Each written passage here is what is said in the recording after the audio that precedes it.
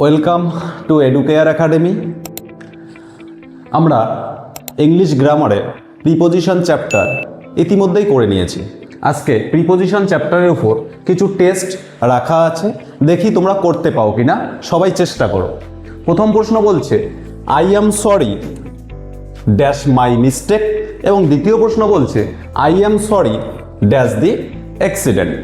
তাহলে এখানে একটা কমন ওয়ার্ড আমরা পাচ্ছি, দেখো সরি। কি পাচ্ছি? সরি। তাহলে আমাদেরকে বুঝতে হবে সরি এর জন্য দুটো ফিক্সড প্রিপোজিশন আসে। কি বললাম?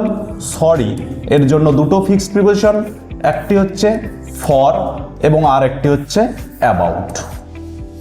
তাহলে অটোমেটিক তোমাদের মনে প্রশ্ন আসবে যে স্যার কখন ফর বসবে আর কখন সরির পর অ্যাবাউট বসবে। তাহলে একটু বলে দেই, যখন ফর বসবে, ফর কখন বসবে?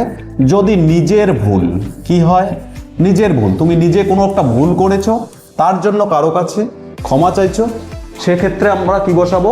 সরির পরে ফর বসাবো। এবং অ্যাবাউট কখন? কোনো ঘটনা, কোনো ঘটনার জন্য তুমি দুঃখিত, তাহলে সেক্ষেত্রে কি হবে? সেক্ষেত্রে আমরা সরির পরে অ্যাবাউট বসাবো। তাহলে দেখো আমরা মানে দুটো বোঝার চেষ্টা করি। I am sorry dash my mistake, আমি আমার নিজের ভুলের জন্য দুঃখিত। তাহলে নিজের ভুল বোঝালে আমরা সরির পর কি বসাবো? ফর বসাবো। এবং পরের প্রশ্ন দেখি I am sorry dash the accident. তাহলে আমি কিসের জন্য দুঃখিত? ওই যে অ্যাক্সিডেন্টটা যে ঘটেছে সেজন্য আমি দুঃখিত, কোনো একটা ঘটনার জন্য আমি দুঃখিত। তাহলে সরির পর কি বসবে? সরির পর বসবে about. Are you clear to everyone? দ্বিতীয় প্রশ্ন দেখি কি বলছে, দেখো she is afraid dash dogs, এবং দ্বিতীয় প্রশ্ন বলছে she is afraid dash speak. তাহলে অ্যাফ্রেড মানে কি? এখানে ভয় পাওয়ার কথা বলছে। তাহলে এই যে সে, অ্যাফ্রেডের পর আমরা দুটো ফিক্সড প্রিপোজিশন পাবো। কয়টা? দুইটা। যদি কোনো কিছুর জন্য ভয় পায়, কি বললাম?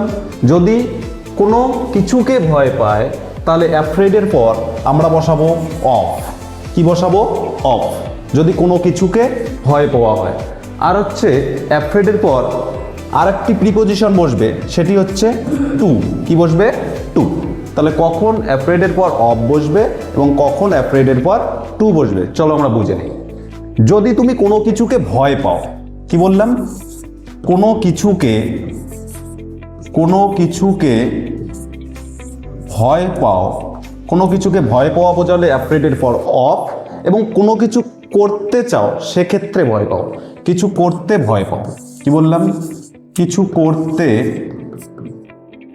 ভয় পাওয়া, কিছু করতে ভয় পাওয়া বোঝালে অ্যাফ্রেডের পর টু।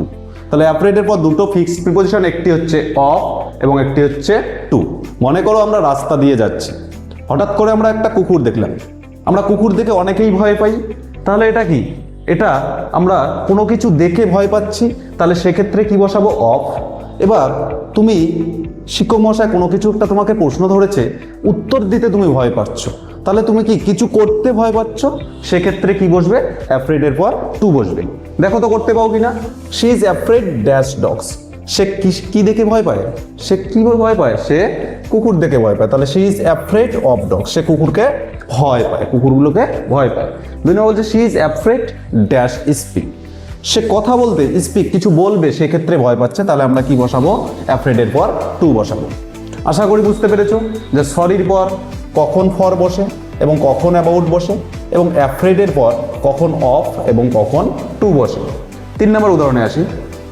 বলছে he is famous dash a poet, he is famous dash his points. এক্ষেত্রেও আমরা একটা ওয়ার্ড পাচ্ছি। কি ওয়ার্ড পাচ্ছি?